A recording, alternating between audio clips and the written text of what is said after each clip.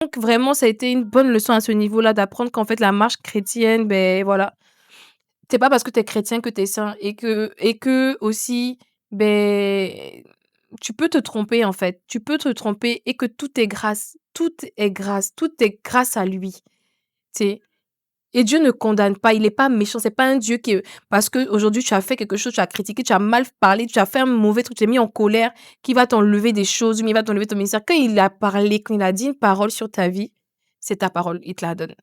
Donc ça, vraiment, ça m'a permis de me libérer de l'esprit de peur aussi parce que j'avais beaucoup peur, beaucoup, beaucoup peur. Je marchais vraiment dans de l'anxiété, c'est-à-dire que si je ne respecte pas un commandement de Dieu, il faut que je demande pardon. Je suis toujours en train de demander pardon, à stresser, à jeûner. Franchement, c'est lourd. Alors qu'en fait, on est chrétien et il a déjà payé le prix pour nous à la croix. Il est mort pour nous, pour qu'on soit libre. Donc pourquoi en tant que chrétiens, nous ne sommes pas libres? Nous marchons par des doctrines, par des dogmes et nous sommes en prison plus que même ceux qui ne sont pas chrétiens. Alors que Jésus-Christ a payé le prix pour nous, pour que nous soyons libres. Donc pourquoi est-ce que nous marchons avec des chaînes en fait? Hey there, welcome to the Sign of the Soul. This is a space where we can talk about the good and crazy moments life throws at us. No taboos, no filters. Sometimes I will have guests joining me and other times it will just be me sharing my thoughts and my journey with you. We are here to think outside the box, be real and connect on a deeper level, all with God's guidance. We speak from the heart, no rules, no shame. Just open conversation, soul to soul. This is the SOS. Allô tout le monde! Bienvenue dans The Sound of the Soul. Je m'appelle Muriel et je serai votre guest pour cet épisode de podcast. Alors avant de commencer, je vous invite à cliquer sur le bouton subscribe de la chaîne afin de ne manquer aucun de mes prochains épisodes à venir. Alors, c'est un privilège et un honneur pour moi de pouvoir être assise aujourd'hui en face de vous. Aujourd'hui, on est le 31 décembre 2025 et il est à peu près 2h30 ici chez moi. Je suis dans mon salon, tout le monde dort et je me suis dit, écoute, je vais quand même prendre la peine de vous parler, d'avoir un moment avec vous ce soir. Waouh, 2025. 2025, ça a été une année riche. Une année riche en émotions, une année riche en challenge. Cet épisode, je l'intitule The Best is Yet to Come parce que c'est un petit récap de mon année 2025. Le Seigneur a été vraiment merveilleux. Il s'est vraiment manifesté durant 2025. C'est un privilège et une grâce pour moi de pouvoir être assise aujourd'hui et terminer l'année avec un épisode de The Sound of the Soul. The Sound of the Soul, c'est mon bébé, c'est le projet avec lequel le Seigneur a décidé de me faire confiance. Honnêtement, je l'ai commencé l'année dernière aussi en décembre. Puis, je pensais pas que j'aurais été aussi constante dans les épisodes, dans l'obéissance. Vraiment, comme il a dit, il faut être fidèle dans les petites choses. Ça a été vraiment très challengeant parce que pour moi, me mettre devant une caméra, parler tout, c'est pas trop mon truc en fait à la base, mais j'avoue que de plus en plus je suis devenue un peu plus confortable, puis c'est vraiment une grâce d'être assise et un privilège d'être assise aujourd'hui devant vous. Petit récap de 2025. 2025, comment est-ce que je commence l'année 2025? J'ai pris des notes parce que honnêtement, there is too many things to say. Vraiment beaucoup trop de choses à dire honnêtement sur cette année. Lorsque je commence l'année, je commence avec le verset que Dieu me donne, c'est Ésaïe 43, verset 19. Je vais faire une chose nouvelle qui est déjà en germe. Ne la remarquerez-vous pas? Je vais tracer un chemin en plein désert et mettre des fleuves dans les endroits arides. C'est le verset que je reçois en fait pour l'année 2025. Donc à la fin de l'année 2024, début 2025, c'est comme ça que le Seigneur me parle sur mon année. Il va faire des choses nouvelles. De quoi est-ce qu'il me parle? Déjà, il y avait tellement de changements en fait à la fin de l'année 2024 qui sont arrivés dans ma vie. Beaucoup de choses ont été chamboulées. J'ai changé d'église. Et en fait, il faut savoir que l'église dans laquelle j'étais, c'est là où en fait j'avais donné ma vie au Seigneur. C'est là où j'ai eu plein de bases en fait chrétiennes, où j'ai été vraiment bâtie, où j'ai beaucoup appris en fait sur ce que c'est que la foi et sur ce que c'est que la marche avec Christ. Donc le fait d'avoir changé d'église, d'avoir été chamboulée comme ça, je me suis retrouvée en fait au début de l'année 2025 un peu sans repère. Et je ne savais vraiment pas comment est-ce que ça allait se passer. Parce que pour ceux qui connaissent mon témoignage, moi j'ai pas connu Christ toute ma vie. J'ai eu un passé dans le monde, un passé avant Christ, et j'ai eu ma vie d'après avoir rencontré Jésus-Christ. Et pour moi, c'était impératif en fait que j'ai cette base, que je sois ancrée dans une maison chrétienne, que je sois ancrée quelque part, que je sois toujours en train de le suivre, parce que je sais c'est quoi ne pas le suivre. Et j'ai cette soif là de le suivre, de le connaître et de toujours être dans sa présence en fait. Donc quand je commence 2025 et que je me rends compte qu'en fait je n'ai plus d'église, parce qu'en plus je suis partie par obéissance et je n'ai plus d'église, je me dis waouh, qu'est-ce qui va se passer? Et j'ai dit Seigneur, avant que janvier n'arrive, il va falloir que je trouve une place où aller, parce que je peux pas. J'avais quitté mon église fin décembre. J'ai dit avant que janvier n'arrive, il faut que je trouve une place. Et il me répond une semaine avant. Il me donne en fait le nom de l'église. Il me parle, il me donne le nom de l'église où je vais partir. Et je pars de ma nouvelle église le 4 janvier. Mais il a dit il va faire une chose nouvelle.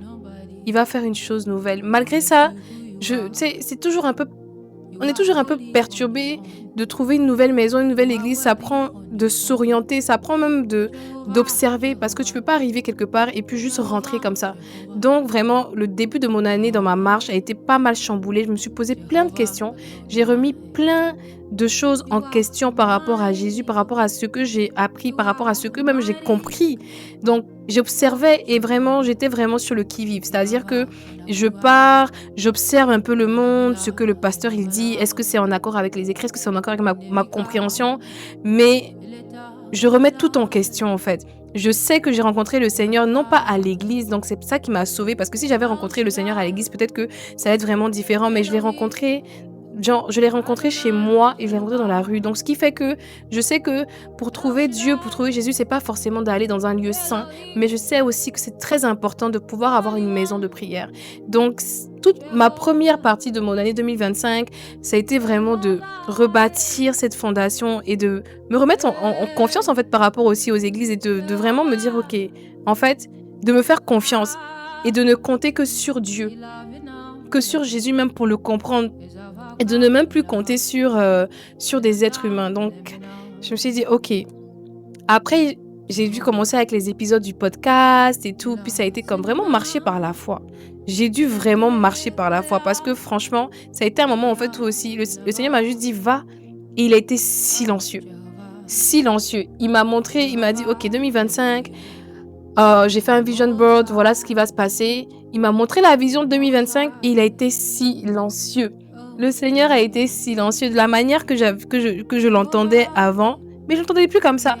Donc c'était une année de vraiment de challenge, dans le sens de marcher par la foi et non par la vue et non par les sens et non par les émotions. C'est de croire en lui. Et je pense que ça a été une année de test aussi, sérieusement. Donc ça a été vraiment beaucoup d'épreuves, tests de foi. Est-ce que ce que j'ai appris, est-ce que comment il s'est révélé à moi, maintenant c'est le moment de le mettre en pratique. C'est pas parce que je ne l'entends plus de la même manière que je l'entendais que ça veut dire qu'il n'est pas là. Donc ça a été vraiment d'essayer de le reconnaître dans d'autres choses et de développer d'autres sens. Et de la manière que j'ai pu rencontrer le Seigneur cette année et le découvrir, ça a été par son silence. Son silence, il parle beaucoup en fait. Où on pense qu'il est vraiment silencieux, mais son silence parle énormément. Parce qu'au lieu d'avoir des rêves et des voix et des choses, des directions claires et nettes et précises, c'était par les feelings, par la paix. Dans les décisions que je prenais, il m'apportait une paix. Dans chaque chose, c'est-à-dire que c'est le feeling en fait. C'est que là, je suis en paix. Donc j'ai appris à développer d'autres sens avec lui. Et ouais, non, ça a été vraiment, vraiment bien, parce que ça m'a fait développer ma voix intérieure, mon jugement, et j'ai encore pu développer encore mon discernement. Parce que là, c'est pas un rêve qui va m'avertir, c'est moi-même qui discerne la voix, c'est moi-même qui discerne mon émotion. Ok, là, je suis face à telle situation, je suis face à telle personne, comment je me sens? Donc, m'écouter encore plus. C'était très challengeant, mais c'était aussi, une belle année. Honnêtement, je pense que j'ai compris cette leçon-là même à la fin de l'année. Parce que moi, je me suis plainte pendant toute l'année: «Seigneur, je t'entends plus, tu je sens plus les frissons, j'aime les émotions, je veux te sentir par les émotions. Seigneur, tu n'es pas là, tu n'es pas là». J'ai crié, j'ai pleuré comme Job, en fait. J'étais là: «Oui, mais où es-tu? Où es-tu?» pendant près de 1 an. Jusqu'à là où j'ai vraiment lâché prise maintenant, j'ai dit: «Ah, ben, en fait, non, mais il m'a parlé quand même toute l'année». Donc ouais. Il parle, son silence est très, très, très lourd. Son silence fait beaucoup de bruit, honnêtement. Et ça m'a aussi permis cette année d'apprendre qui il est vraiment. Le Seigneur Dieu, il est le même hier, aujourd'hui et éternellement. Mais qui il est vraiment?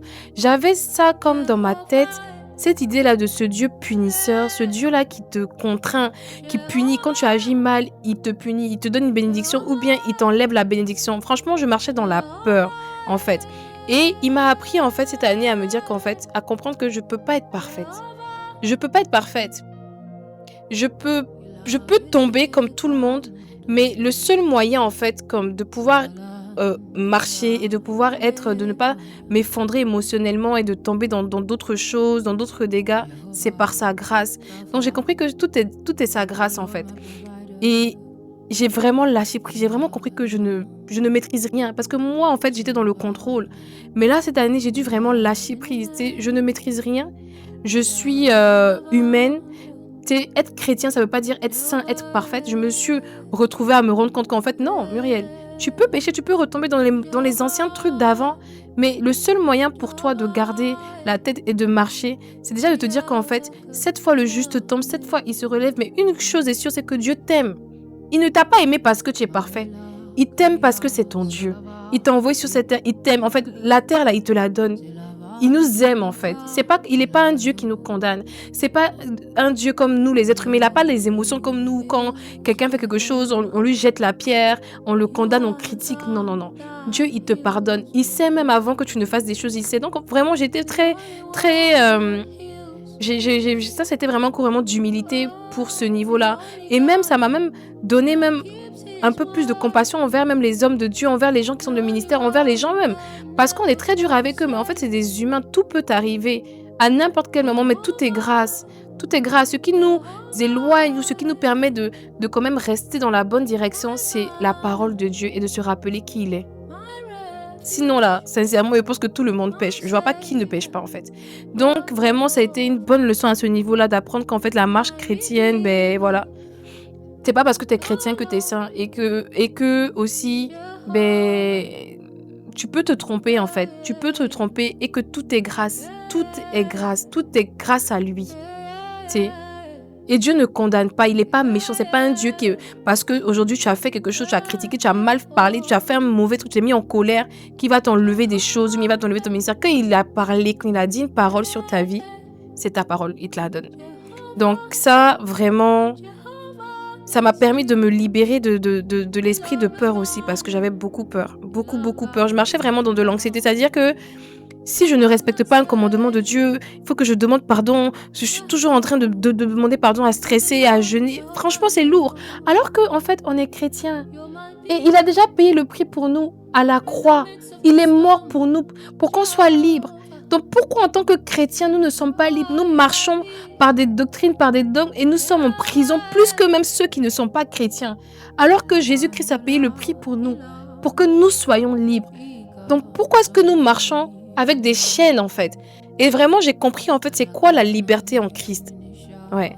Ou du moins je continue à la comprendre parce que c'est encore, il me montre, il m'éduque encore là-dessus. Alors, j'ai appris donc du coup le lâcher prise, j'ai été libérée de l'anxiété, la peur. C'est quelque chose que je travaille encore dessus anyway. Puis la peur des doctrines religieuses en fait, honnêtement, on va se dire la vérité, c'est vraiment ça. Être puni parce que tu as mal agi, donc tu es puni. Le diable, il t'attaque. Être toujours focus sur le diable, le diable, le diable. Mais en fait, il faut être aussi focus sur Dieu, Dieu, Dieu qui est amour, l'amour de Christ. Qui est-il? Oui, il y a le diable, on ne peut pas donner plus d'importance à Dieu, plus d'importance au diable quand Dieu l'a déjà vaincu. Le diable, c'est une création de Dieu. Donc, c'est-à-dire que en fait, j'ai vraiment tourné mon regard plus vers Dieu cette année que plus vers l'ennemi. Parce qu'à un moment donné, C'est beaucoup d'anxiété, en fait. Oui, il est là, c'est vrai que l'ennemi rôde, mais une chose est sûre, on a la victoire en Christ. Ouais. Je me rappelle même, tu sais, j'avais cette pression de me dire: «OK Muriel, il faut que tu pries chaque jour, au moins minimum 1 heure». Mais si je prie pas 1 heure là, je peux tomber dans la culpabilité: «OK, il faut que je rattrape». Donc c'est vraiment plus des doctrines religieuses et tout. Oui, c'est vrai qu'il faut passer des moments dans la présence de Dieu. Il faut garder cette relation, entretenir cette relation. Mais si aujourd'hui j'ai dormi parce que je suis fatiguée, mais je me suis pas réveillée à l'heure, pas besoin de me condamner en fait. Dieu ne me condamne pas. Il ne me condamne pas, même si je ne prie pas là, il me protège, il est là pour moi, il est là pour nous. Donc ça, je l'ai compris. Ça veut pas dire que tu relâches dans la prière, ça veut dire que tu apprends à marcher avec lui et à lui faire confiance. C'est pas toi qui a le contrôle, c'est pas toi qui gère ta relation avec lui, c'est lui qui gère, en fait. Ouais. Donc ça, c'était mes points de 2025. Puis, ouais, une chose aussi, c'est que quand il dit quelque chose, ça s'accomplit. Quand il dit quelque chose, ça s'accomplit. 2025, j'ai essayé franchement d'être fidèle dans les petites choses. Chaque épisode que je devais poster, chaque chose, ça m'a pris vraiment, ça me prenait du courage, de la motivation. Mais écoute, c'était vraiment de la fidélité. Chaque chose, chaque acte qui m'a fait poser même derrière, pas devant les caméras, ça a été vraiment des moments où il fallait juste être fidèle dans les petites choses. Donc, je rends vraiment grâce à Dieu pour cette année 2025. Ça n'a pas été facile. Même au niveau de ma famille, au niveau des challenges, plein d'autres challenges, quoi. C'est-à-dire, ça a été une année normale, remplie de hauts et de bas, mais avec de très belles leçons. Qu'est-ce que j'apprends avec tout ça? C'est vraiment 2026. Alors, pour l'instant, comme je disais, le seul moment, la seule façon que j'ai l'impression que 2026 va se passer, c'est la paix que je ressens par rapport à comment 2025 s'est passé. C'est-à-dire que, euh, pour moi, en fait, 2025 a été une année où, en fait, j'ai planté des graines. On a planté des graines. Peut-être que les gens ne se rendent pas compte parce qu'on a tendance à regarder beaucoup le négatif et ce qu'on n'a pas atteint plutôt que ce qu'on a atteint. Mais dans ce qu'on a atteint, il y a aussi beaucoup de développement de soi. C'est beaucoup de résilience qu'on a appris. Tu te rends compte que quand même l'année n'a pas été facile, mais tu es quand même plus fort en fait. Peut-être que tu n'as pas eu tes millions. Financièrement, tu as struggle peut-être. Amoureusement, tu as perdu des relations. Mais quand tu regardes ce que tu as perdu et la personne que tu es ou bien que tu es en train de devenir, tu vois qu'il y a un travail en fait. C'est pas linéaire, c'est des saisons. Et une chose que j'ai compris, c'est qu'on n'est pas régi par le 31 décembre qui est une fin d'année. Nous sommes des êtres spirituels en fait. Only the sky is the limit en fait. Quand tu es spirituel, nous sommes intemporels. Donc 2025, nous continuons dans 2026. Oui, c'est une année civile, ça termine le 31 décembre. Mais le 1er janvier, c'est pas un recommencement, c'est une continuité. Il y a des objectifs que j'avais placés en 2025 que j'ai pas forcément atteint, même que j'avais même peut-être placé même bien avant en fait dans ma vision que j'ai pas forcément atteint, mais que en fait je me dois de les continuer en 2026 parce que l'important c'est que la vision que Dieu a donnée s'accomplisse comme il a donné dans Habakkuk 2 verset 3. C'est qu'il a dit: écris la vision, reçois ta vision, marque-la sur la pierre et elle s'accomplira certainement. Donc les idées que tu reçois, les objectifs que tu as, c'est pas juste comme ça. C'est pas parce que tu as reçu ça aujourd'hui, le 31 décembre, que ça veut dire que ça doit se réaliser le 15 janvier. Ça pourrait se réaliser en 2027, ça pourrait se réaliser en 2030. Mais l'important, c'est que ça va se réaliser parce que Dieu te l'a pas donné pour n'importe quoi. Et qu'il est avec toi. C'est même pas toi qui le fais, c'est lui qui le fait. Moi, je comprends que quand je regarde en arrière, je dis ça toujours, quand je regarde en arrière, que je vois d'où il m'a pris et le chemin que je fais jusqu'à aujourd'hui, ça fait du sens. Donc oui, je reçois les visions, je les écris, mais je sais qu'elles finiront par se réaliser certainement. Donc 2026, c'est vraiment l'année où je pense, c'est l'année de la récolte. C'est l'année qu'on va récolter les graines qu'on a semées en 2025. Les graines qu'on a semées, qu'on a arrosées. Les nouvelles choses que Dieu a faites pour nous. Les nouvelles façons de penser, les nouveaux contrats, les nouvelles relations qu'on a eues, la fidélité dans les petites choses qu'on a faites. Même si on n'a pas été parfait, Dieu ne nous condamne pas. Dieu n'enlève pas ses bénédictions parce que tu n'as pas été parfait. Il regarde l'effort, il regarde l'obéissance, il regarde l'effort même que tu as de ne pas te détourner de lui, de toujours revenir à lui, peu importe quoi. Il regarde même le fait que tu te tournes, ton cœur soit toujours fixé sur lui. Même si tu n'accomplis pas, mais c'est lui qui accomplit. 2026, c'est l'année de la récolte. La récolte des graines semées en 2025. La récolte du travail effectué en 2025. La récolte de comment est-ce qu'on a survécu en 2025. En 2026, c'est vraiment le moment de récolter. Donc, c'est vraiment ce que moi, je reçois Euh, donc, comme je disais, on est dans ce monde, mais nous ne sommes pas de ce monde. Nous ne sommes pas régis par un 31 décembre.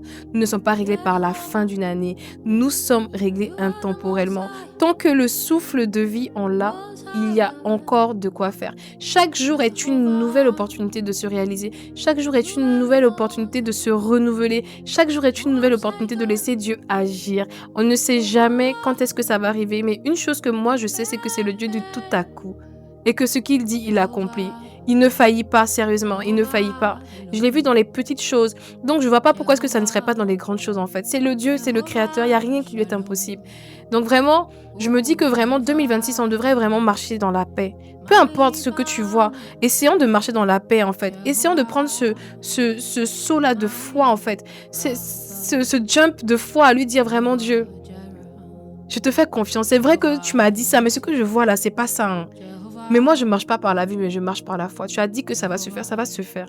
Je reste sereine. Ah Seigneur, tu m'as dit que je vais avoir ce travail-là. Mais regarde, tu m'as dit que j'avais une promotion au travail. Mais regarde dans mon équipe, mes collègues sont en train de me boycotter. Mon patron me boycotte. Il y a rien qui va, mes résultats sont pas bons, mais je ne comprends pas. Mais il va te dire, reste tranquille mon enfant.